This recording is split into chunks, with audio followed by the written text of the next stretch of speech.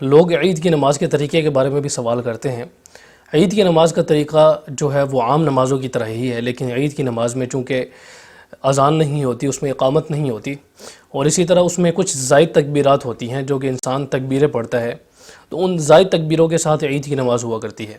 تو عید کی نماز کی 2 رکعتیں ہوتی ہیں، اور دونوں رکعتوں میں بلند آواز کے ساتھ قرات کی جاتی ہے، اور 2 رکعتوں میں 6 زائد تکبیرات پڑھی جاتی ہیں۔ 3 تکبیریں جو ہیں وہ پہلی رکعت میں پڑھی جاتی ہیں، اور 3 تکبیریں دوسری رکعت میں پڑھی جاتی ہیں۔ پہلی رکعت میں جو 3 تکبیریں پڑھی جاتی ہیں وہ تکبیر تحریمہ کے بعد پڑھی جاتی ہیں، یعنی جب آپ تکبیر تحریمہ کہتے ہیں اور اللہ اکبر کہہ کر ہاتھ باندھ لیتے ہیں، تو اس کے بعد پھر آپ ثنا پڑھتے ہیں، سبحانک اللہم و بحمدک و تبارک اسمک و تعالی جدک و لا الہ غیرک۔ اس کے بعد آپ جو ہیں وہ دوسری تکبیر جو ہے وہ کہتے ہیں۔ دوسری تکبیر جب کہ آپ اللہ اکبر کہتے ہیں تو ہاتھ اٹھا کر آپ چھوڑ دیتے ہیں۔ اسی طرح جب آپ دوسری تکبیر کہتے ہیں، اس کے بعد جو دوسری تکبیر ہے تو اس پر بھی جب ہاتھ اٹھاتے ہیں تو پھر ہاتھ چھوڑ دیتے ہیں۔ پھر اس کے بعد جب وہ تیسری تکبیر ہوتی ہے پھر ہاتھ اٹھا کر باندھ لیتے ہیں، پھر اس کے بعد قرات کی جاتی ہے۔ پھر جب قرات کی جاتی ہے، قرات کے بعد پھر رکوع میں جایا جاتا ہے، رکوع میں جانے کے بعد پھر سجدے میں، رکوع کے بعد سجدہ کیا جاتا ہے، سجدے کے بعد پھر دوبارہ اٹھا جاتا ہے۔ لیکن اب اٹھنے کے بعد آپ نے تکبیریں نہیں کہنی، بلکہ دوبارہ قرات شروع ہوتی ہے، امام صاحب قرات کرتے ہیں۔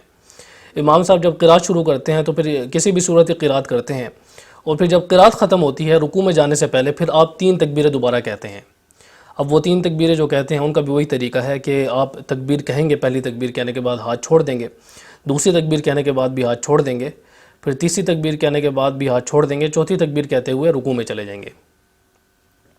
تو یہ عید کی نماز کا طریقہ ہے۔ اس کے بعد تو پھر وہی مختصر انداز میں قاعدہ ہوتا ہے تشہد، اس کے بعد درود شریف کے بعد پھر آپ جو ہے وہ سلام پھیر لیتے ہیں، امام صاحب سلام پھیر لیتے ہیں۔